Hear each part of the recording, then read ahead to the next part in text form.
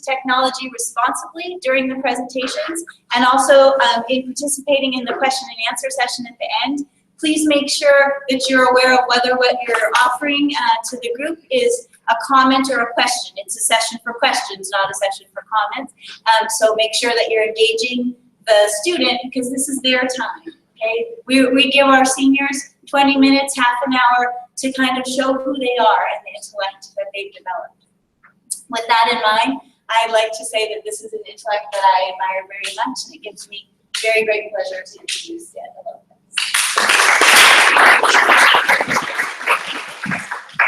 I would like to begin by thanking all the people that helped me out with my essay and my presentation.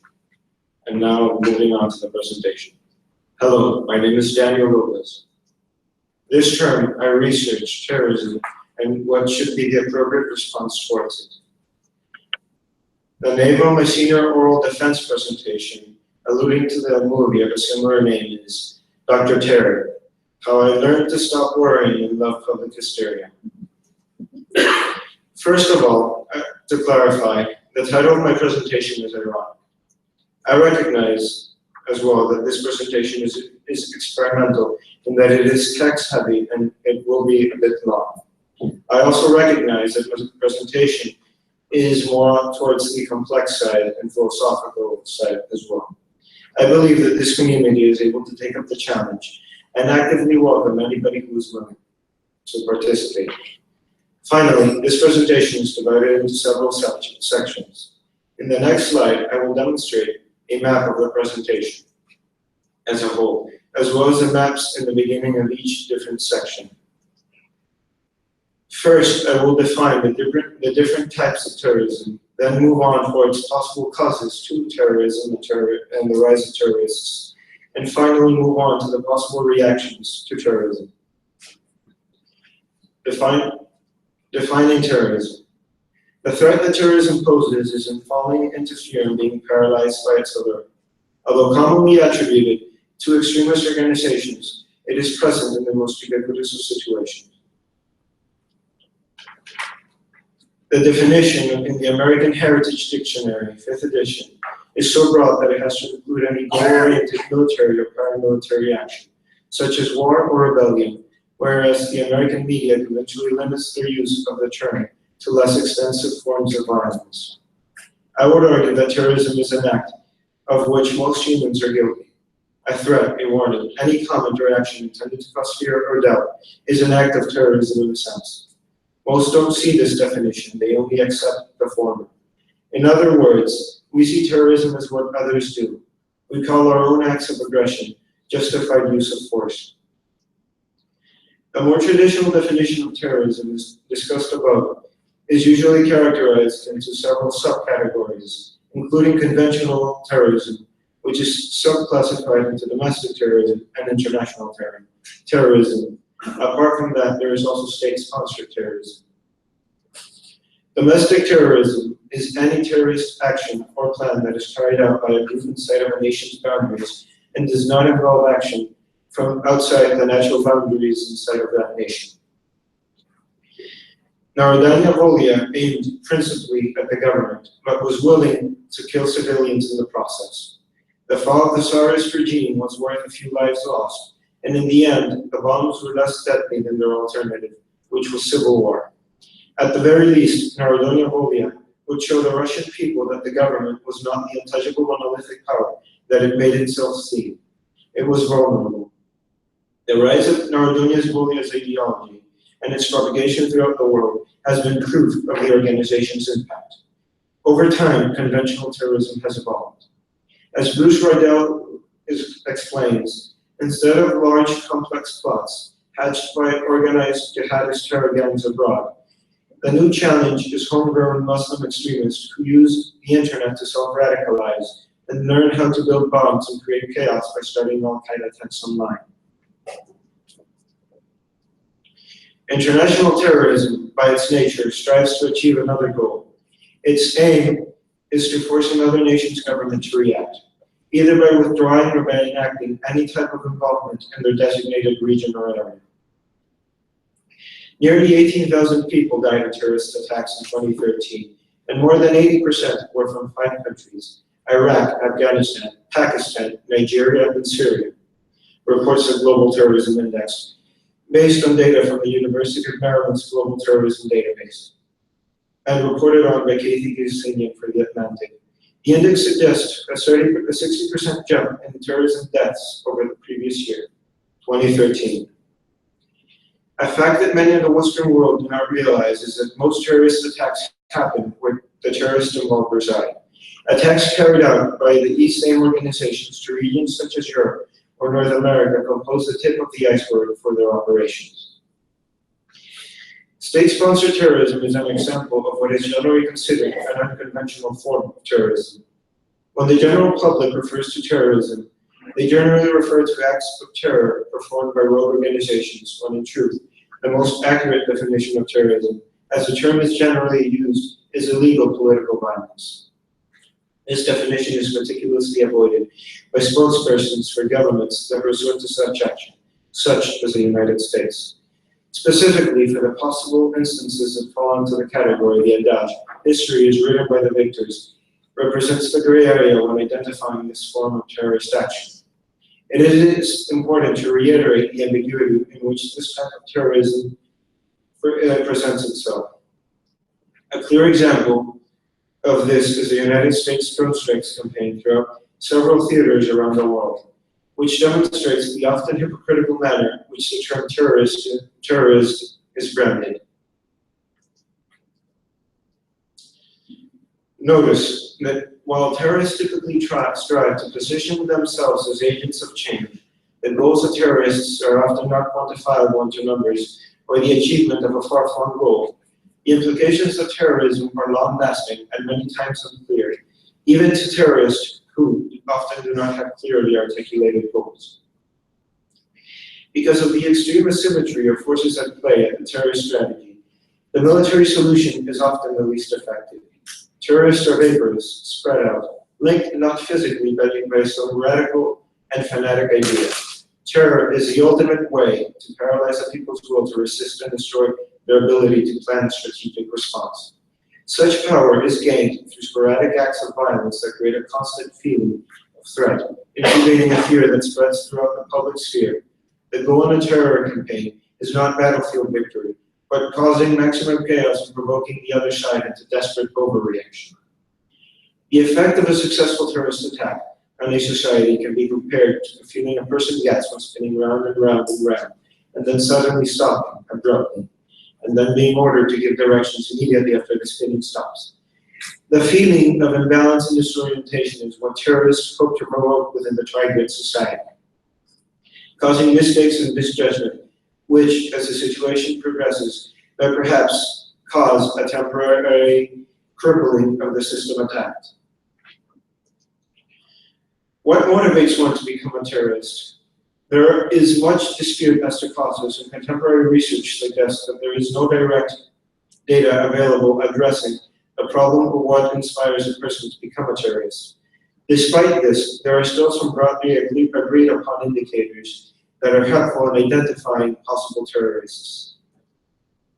First, addressing in this section of the essay, of the presentation, the level of education of terrorists as a possible indicator. Second, the possibility that terrorists are reacting to oppression. Third, that terrorists act because they have the opportunity to act.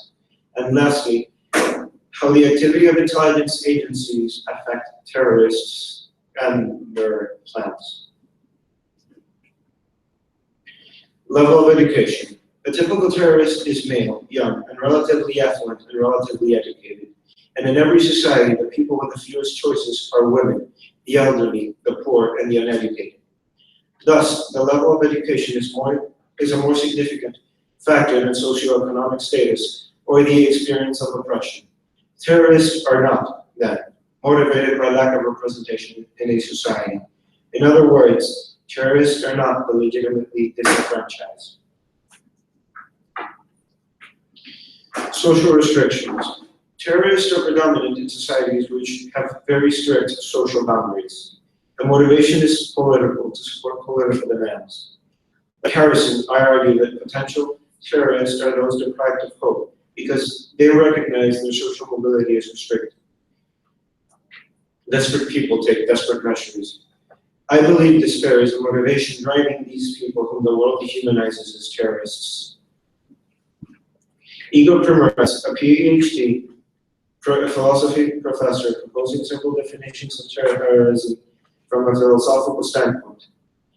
Terrorism is understood as a type of violence. Many definitions highlight the experience of terror, of fear, as an approximate aim of that violence. Neither violence nor terror inflicted for its own sake, but rather for the sake of a further aim such as coercion or some more specific political objective.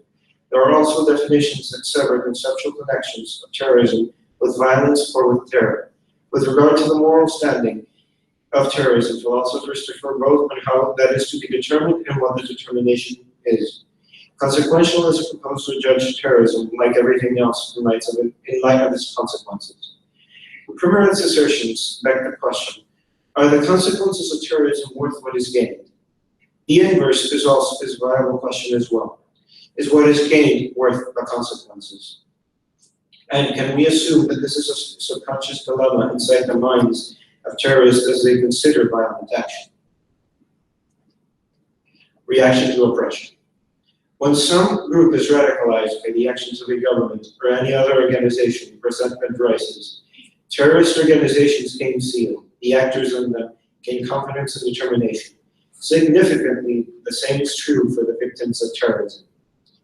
In response to the events of September 11, 2001, the French newspaper Le Monde famously ran a headline declaring "Nos sustos Americanos."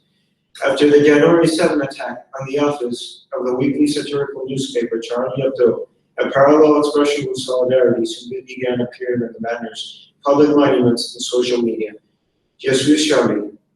Never mind that many of those who repeated these words, including many Americans, had never seen the publication and would likely find it offensive if they did. Even if the slogan seemed a little too easy, the solidarity was genuine. Clearly, the trauma of experiencing terrorism unifies victims, but not all of them. Many are broken by shock or loss. Who is guilty and who is innocent with regards to the social trauma that follows a terrorist attack? It's a question that I would like the crowd to consider. Opportunity. By establishing proper security, organizations can ensure measures and controlling bodies that the options that terrorists have become more limited. In April 2013, terrorist first holders launched an attack on a substation in America's electrical grid in San Jose, California. The attack, according to Brian Kennedy in a speech at Hillsdale College Center for the Constitutional Studies and Citizenship, was aimed at disabling part of U.S. infrastructure and exposed a vulnerability that U.S. leaders must recognize and take steps to counter. The attackers were not apprehended and have not been identified. But Kennedy warns that America's electrical grid is a prime target for domestic and foreign threats. A successful attack on just 2 large transformers, he said, could cripple the United States, resulting in economic collapse and widespread death and destruction. An assumed responsibility of controlling institutions is to diminish the amount of risk to those under their protection, or not. Sometimes controlling institutions actually allow or augment the amount of risk to which those they protect are exposed. Lack of state intelligence. Nations which have interests abroad, global interests which are affected by variations across the globe, have to maintain constant awareness, and near to the ground, so to speak, in order to ensure that the system works and the cogs in the machine are well oiled. As Bruce Roydell suggests, the consequences of lack of state intelligence are significant. The 9/11 plot gestated over at least 2 years and involved 19 terrorists entering the United States from abroad and within several locations from us, traveling inside the country and even outside to meet with other conspirators in Spain. The plot was supported by cells in Hamburg, Abu Dhabi, Karachi, and the Al-Qaeda core leadership in Kandahar. The attacks in 2001 should have been detected, and the failure to do so is rightly an intelligence failure far greater than Pearl Harbor. Wright also references this evidence with the observation that larger foreign-directed plots are more susceptible to penetration and discovery. suggesting that small terrorist organizations are at a natural advantage against larger institutions like the United States government, presenting a phenomenon we might refer to as the David and Goliath effect. Possible solutions. Terrorism has a capacity to cripple in the moment. Without the proper response, the effects of a single act can extend through time. This section of the presentation will progress with the intensity of a possible reaction towards terrorism and end with my proposed solution and conclusion. Prevention. Ideally, prevention is a peripheral response to terrorism. In an ideal world, this response could potentially minimize terrorism. The repetition of terrorist violence throughout the decades is depressing, but acknowledging its cyclical qualities can also be helpful in combating it. We can deduce that while ideologies invite people to kill, it is not ideology alone that motivates them to do it. By creating prevention systems, the diffusion of terrorism can be minimalized in a certain region. A limitation of this is that outside the region of influence, a government cannot protect people against terrorist methods. In an ideal world, these efforts would be global. In an ideal world. An inherent problem is the fact that prevention methods and intelligence acquisition are viewed by the oppressed as infringements of privacy, and that nations creating these networks might become targets for direct action. It is important to recognize, however, that this response is an investment into the future. While it may prevent new terror organizations from forming, it does not necessarily foil the mechanisms already in place. Reserved action is response to either prevention or elimination that minimizes the amount of action taken against the organization in question. The logic behind reserved action currently is that most counterterrorism efforts throughout the globe are managed by the global powers, which are now being referred to as the world police. Other nations actually have a greater reason to act. Why should these nations act if they are barely affected by what is happening? Nations that are victims to the attacks should be at the forefront of the opposition. Why should nations less impacted take responsibility when they have natural allies willing to fight out of necessity in the ground already? 139 tanks, 374 Humvees, 1,162 staging areas, 5,894 buildings, 7,116 fighting positions, 1,272 oil infrastructure, and 6,820 other targets, totaling 22,779 targets damaged and destroyed by U.S.-led operation and carried resolve. Through limited direct intervention, the U.S. coalition has managed to dampen the advance of terrorist organizations referred as ISIS as of March 17, 2016. Full involvement. A military counterattack with full force ensures that those that are responsible for any given terrorist attack disappear to the ground. The problem with giving into anger is as follows. Non-consequentialists argue that moral status is not simply a matter of what consequences unbalanced terrorism has, but rather determined whether solely or largely by what position it is. Positions on the morality of terrorism range from justification when its consequences of unbalance are good, and when some technological moral requirements are satisfied to its absolute or almost absolute rejection. When opposing a better equipped, better trained, better supported enemy, terrorists fight, risking everything, not the least their lives. Because of this, terrorists cannot go back in the manner countries do when faced with overwhelming opposition. That is called a tactical withdrawal. Many propose that eradication be adapted as an approach to combat terrorists. Consider Pamela Engel's statement referencing Republican presidential hopeful Ted Cruz.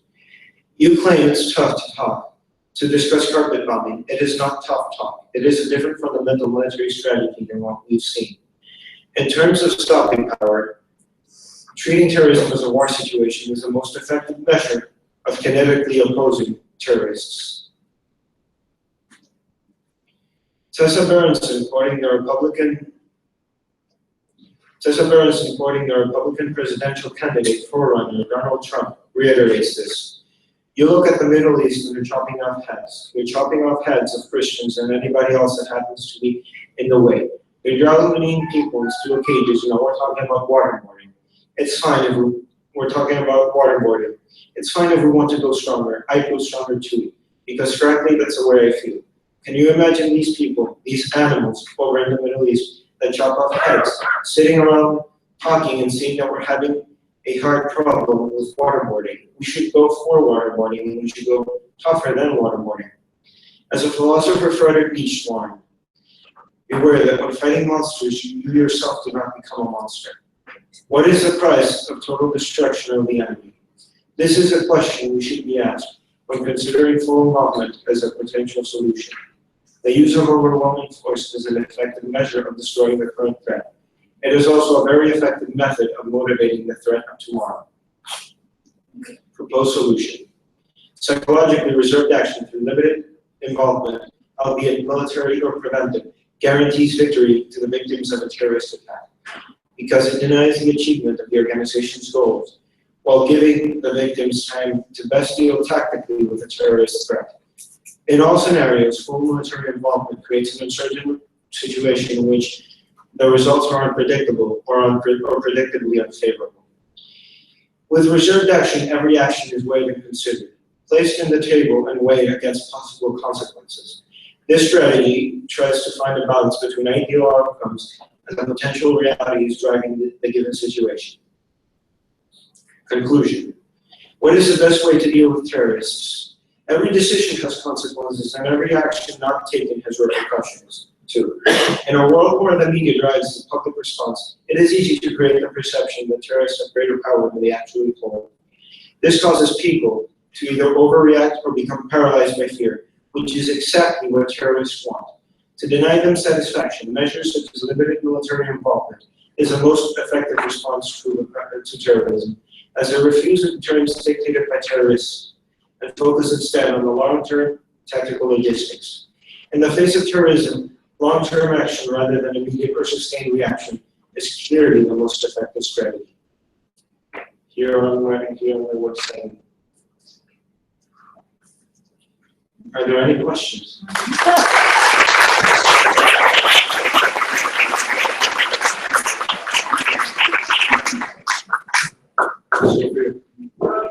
If you look at historical revolutions, there's always like one inciting event, and it could be violent and it could be like destructive. So, how do you differentiate between a revolutionary action and terrorism? I previously stated in my presentation, referencing to the adage, history is written by the victors. And I also would like to give, I would also like to add another adage to that. One nation's terrorist is another nation's freedom fighter. And look at the situation with Al-Qaeda or with the Taliban or even the IRA in previous decades. It's all about perspective into the side where they're standing. The IRA did resort to terrorist action, but they resorted to terrorist action because they wanted to combat a threat which they wanted to oppose a threat in which they were clearly outmatched. So even though the actions are morally ambiguous, in the end, to be labeled a terrorist, one has to be either on the opposing side or on the losing side. Mr. Roosevelt. Daniel, I was intrigued by your opening caveat.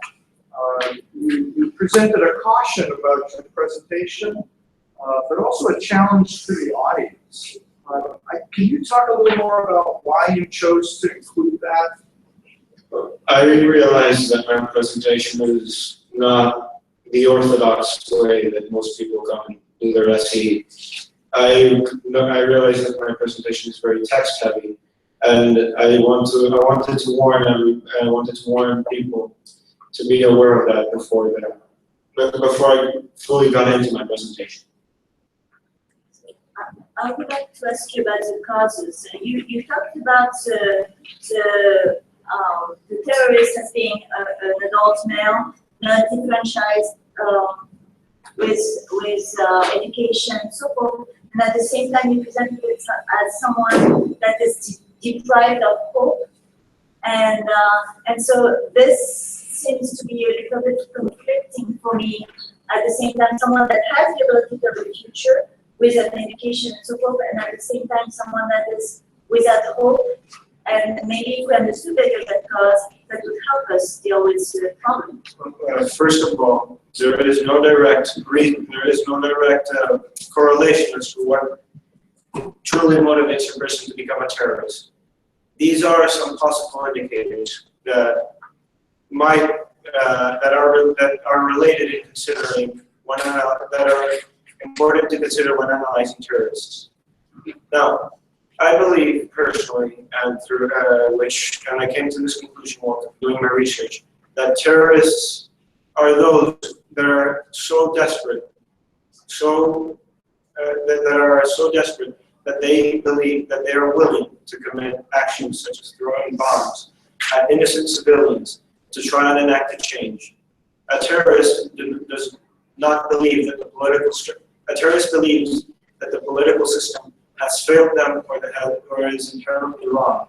So they prefer to answer with bullets instead of the ballot box. Is there any link with an economical problem?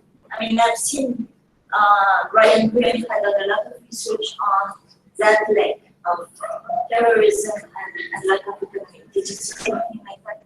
Well, that is important in considering a type of terrorist, which is when analyzing terrorists in most of the developing nations around the world. But terrorism, even though I characterized it very broadly, has some more specific denominations. For example, lone wolf terrorists, or radical terrorists, or religious terrorists, which apply both to all faiths and denominations. So the economic factor is something that could be worth considering, but it is not a direct link. It's not a proven direct link as to terrorists. You made a distinction in your presentation between economic motivation, the disenfranchised, the legitimately disenfranchised, and those who perceive their social mobility as being limited. Can you talk a little bit more about that? Well, going back to that, one nation's terrorist is another nation's freedom fighter. If we look at the White Revolution in Iran in 1979, I am sure that the government was labeling the protesters as terrorists who had their who were protesting and were fighting for their social ideology to be pushed. Clearly, the Shah's regime committed some acts which are morally questionable. But if the Shah's regime would have survived, it is very probable that we would have been referring to those people who were protesting for their rights and for the rights of their fellow citizens, that they would have been labeled as terrorists. Ms. Kelly. You did a good job, by the way, very thorough analysis. The U.S. government has a definition of terrorism that specifically says it has to be politically motivated, and it has to be done by a non-state. Correct. So why do we do that? Well, and looking at everything is, in terrorism, everything is a matter of perspective. Because when we're talking about terrorists such as ISIS, or when we look back throughout history, for example, the Nazis, or Stalin's regime, we look at those acts and we question ourselves, how is it possible that these fellow human beings were capable of doing such atrocious actions? We categorize evil. We rarely categorize evil in ourselves. We always rationalize ourselves, well, not always, most of the time, rationalize ourselves as the good guys. And I think the U.S. does that because ideologically, I believe that they believe that they are fighting for their interests. And even though it is morally ambiguous, and also, as I referred to, the U.S. drone strikes campaign can be referred is a clear example of American heritage definition of terrorism. And sorry, I would to land the point. It is true. It is because the U.S. does not see itself as evil.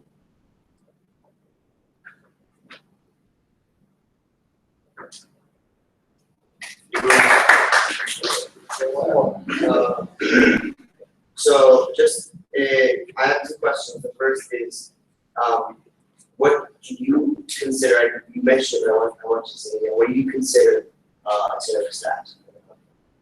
Well, one of the definitions, my own definition that I made up during my research is that any action, not necessarily violence, that tries to elicit or incite fear is a terrorist action in its own sense.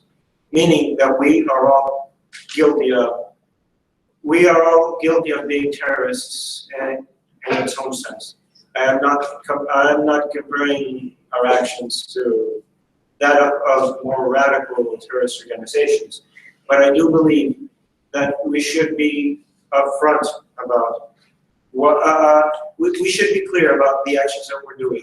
We might try to rationalize them, and that we are, for example, in that the U.S. is carrying out its military operation throughout the world to combat terrorism as the good guys. I think we should be clear that no side is ever on the right. And your follow-up. My follow-up is, so anything that you say, any action that's put in order to elicit fear. So when you say that law enforcement, when they arrest people, they send out warrants and they create laws to try to demotivate people from this from committing criminal action. When you say law enforcement is also terrorist. Definitely. I think that the brand terrorist is not necessarily, is not morally good or bad. I think it's a label like anything else. Because of course, we can have terrorists that we personally disagree with. But going to the example of World War II and the Holocaust, I do consider the Holocaust to be a terrorist act. And because we were standing on this side of the war, we see it as a terrorist act. But the bombing campaigns, for example, the Allied bombing campaigns in Dresden, I also see them as terrorist actions. So, being branded a terrorist is not necessarily good or bad. The morality of it is, I think, should be attributed after the position is defined.